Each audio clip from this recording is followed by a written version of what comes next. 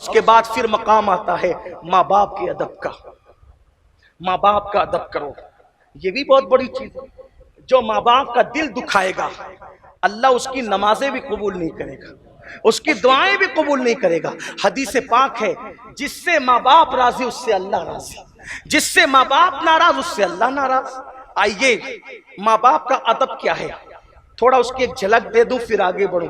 میں پھر کہتا ہوں کہ یہ عنوان صرف میں یہ جس کو کہتے ہیں نا کہ دیکھ کے چند دانے آپ کے ہاتھوں میں دے جا رہا ہوں، ورنہ میرا دل نہیں چاہ رہا ہے کہ میں آگے بڑھوں، کیونکہ ایک ایک عنوان ایسا ہے کہ اس پہ گھنٹوں گفتگو ہونی چاہیے اور سیر حاصل گفتگو ہونی چاہیے. لیکن صرف اشارہ دے رہا ہوں ماں باپ کا ادب کیا ہے.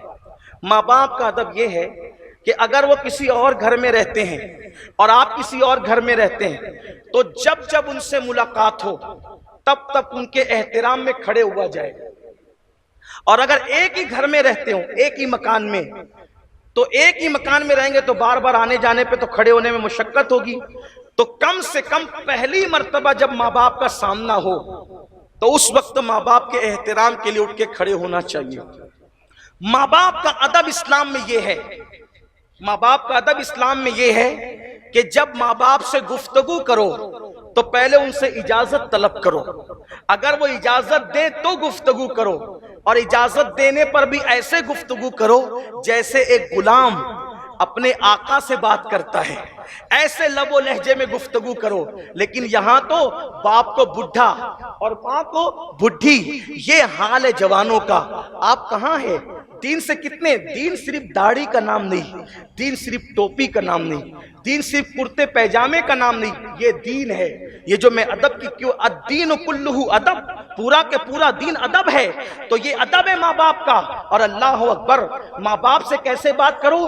جیسے غلام اپنے آقا سے اپنے بادشاہ سے گفتگو کرتا ہے اس طرح ماں باپ کا ادب کرو. اور ماں باپ کا ادب کیا ہے؟ اگر وہ سامنے بیٹھے ہوں، سنیے ماں باپ کا ادب کیا ہے. ماں باپ سامنے بیٹھے ہوں ان کے سامنے کتاب کھول کے پڑھنا نہیں، ان کے سامنے کتاب کھول کے پڑھنا نہیں، اس لیے کہ کتاب میں پتہ نہیں جو تو پڑھ رہا ہے وہ پڑھ رہا ہے، لیکن اگر ان کا چہرہ دیکھے تو اللہ تجھے اس سے بڑا ثواب، مقبول حج کا ثواب عطا فرمائے.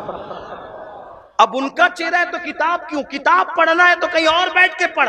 اور اگر ضروری سمجھو کتاب پڑھنا تو پہلے ان سے اجازت لو کہ آپ موجود ہیں لیکن آپ کے سامنے کتاب پڑھنا پڑ رہا ہے، اس لیے آپ اجازت دے تاکہ میں بیٹھ کے مطالعہ کروں. یہ ماں باپ کا ادب ہے. اب بتاؤ جب ماں باپ موجود ہوں تو ان کے سامنے بیٹھ کے کتاب نہیں پڑھ سکتے ان کی اجازت کے بغیر.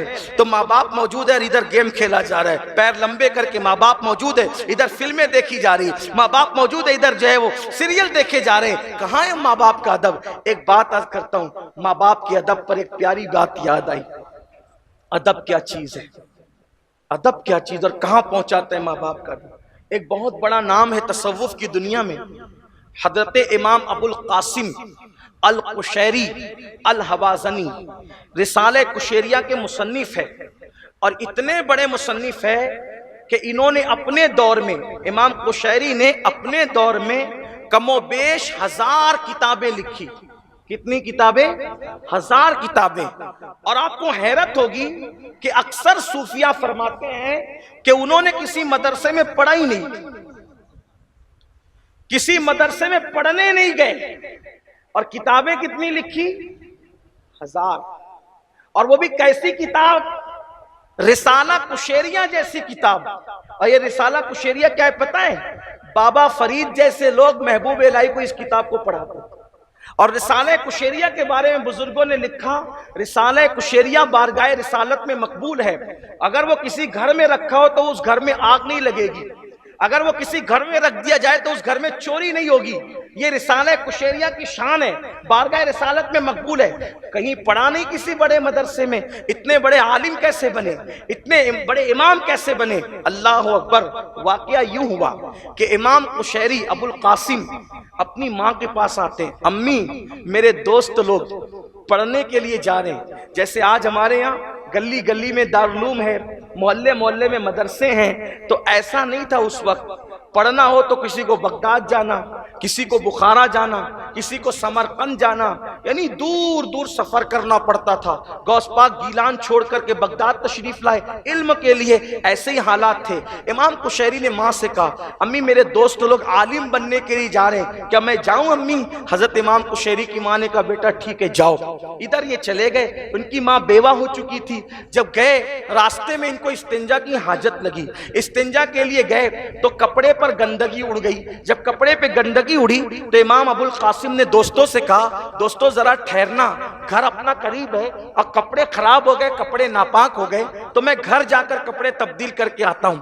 ادھر گھر گئے تو کیا دیکھا، ماں مصلے پر ہاتھ اٹھا کے کہہ رہی ہے اللہ میں بیوہ ہو چکی ہوں اور تو جانتا ہے کہ میں میرے بیٹے کے بغیر رہ نہیں سکتی، مولا اس نے اجازت لی، میں نے دے تو دی لیکن میرا بیٹا مجھے واپس کر دے، اس کے بغیر میں نہ رہ سکوں گی، مولا اسے واپس کر دے۔ انہوں نے پیچھے سے کہا ماں میں سمجھ گیا تمہارے دل کے جذبات کو۔ ماں نے پلٹ کر دیکھا، امام ابو القاسم نے کہا ماں تیرا بیٹا لوٹ کے آ گیا، اللہ نے تیرا بیٹا تجھے لوٹا دیا۔ اور ماں سے کہا ماں اگر تم چاہتی ہو کہ میں نہ جاؤں تو تمہارا بیٹا ان پڑھ رہنا گوارا کرے گا، لیکن تمہارا کہنا توڑ کر کے، تمہاری بے ادبی کر کے، تمہارا دل دکھا کر وہ کبھی پڑھنے نہیں جائے گا، کبھی پڑھنے نہیں جائے گا۔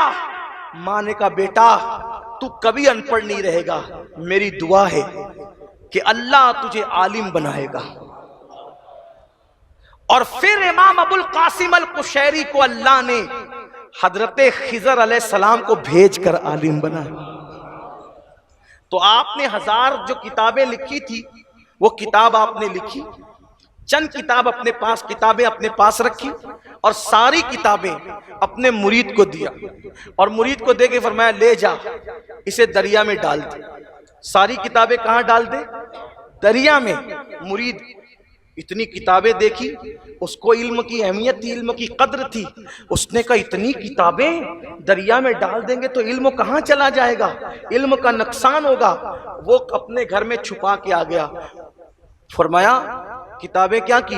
کہا حضور دریا میں ڈالا۔ کیا دیکھا؟ کچھ بھی نہیں دیکھا، جھوٹ بول رہے، جا کتاب دریا میں ڈال۔ پھر گیا، پھر ہمت نہیں ہوئی، پھر آیا، کتاب کیا کی؟ دریا میں ڈال دیا۔ کیا دیکھا؟ کچھ نہیں۔ تو جھوٹ بولتا ہے، جا کتابیں دریا میں ڈال، تو ڈال نہیں رہا ہے۔ خوب تنبیہ کی، ڈانٹا، بدل ناخواستہ کتابیں اٹھائی دریا میں ڈالی۔ ہاتھ کانپنے لگے، پیر و مرشد کی اتنی محنت میں اپنے ہاتھ سے دریا میں ڈال رہا ہوں، لیکن جیسی دریا میں ڈالا، پیٹی جیسی کتابوں کی دریا میں گئی، کیا منظر دیکھا، 2 ہاتھ ظاہر ہوئے اور اس پیٹی کو اپنے ہاتھ میں لیا اور دھیرے دھیرے اندر کی طرف آ گئے۔ تو اس نے کہا اللہ کی قسم دے کر کہتا ہوں بتاؤ تم کون ہو، یہ ماجرا کیا ہے؟ تو کہا اللہ کے بندے میں خضر ہوں، خضر۔ یہ ماجرا کیا ہے؟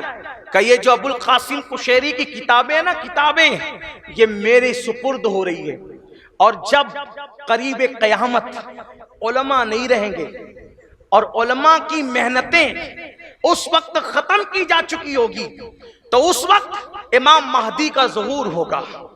عیسیٰ علیہ السلام دنیا میں تشریف لائیں گے، ظہور مہدی ہوگا، نزول عیسیٰ ہوگا، تو اس وقت لوگ عیسیٰ علیہ السلام کے پاس آ کر عرض کریں گے حضور جو پہلے علم کے سرمائے تھے اور شاہکار تھے، آج قوم اس کو دیکھ کر اس سے فائدہ اٹھانا چاہتی ہے۔ تو اس وقت دریا کے کنارے حضرت عیسیٰ علیہ السلام آ کر 2 رکعت نماز پڑھیں گے اور اللہ سے عرض کریں گے مولا تیرے محبوب کی امت کو آج علم کی ضرورت ہے، اس لیے وہ کتابوں کا مطالبہ کر رہے ہیں۔ تو یہ جو آج میں نے 1000 کتابوں کی پیٹی اپنے امانت میں لی ہے، اپنے پاس لی ہے، کل اللہ کے حکم سے میں عیسیٰ کو لوٹاؤں گا اور یہ کتابیں پھر امت میں بانٹی جائے گی، دی جائے گی، اور پھر اثر نو علم کا غلغلہ ہوگا۔ تو اس وقت مرید نے پوچھا حضور ان سے بڑے علماء بھی تھے اور ان کے بعد بھی ان سے بڑے علماء آ سکتے ہیں، لیکن انہی کی کتابیں کیوں اس دور میں ہوگی، اوروں کی کتابیں کیوں نہیں ہوگی؟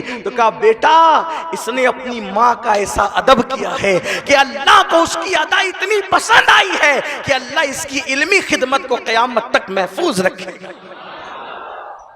یہ ہے ادب کی برکتیں۔ اور یہ تو آپ نے سن لیا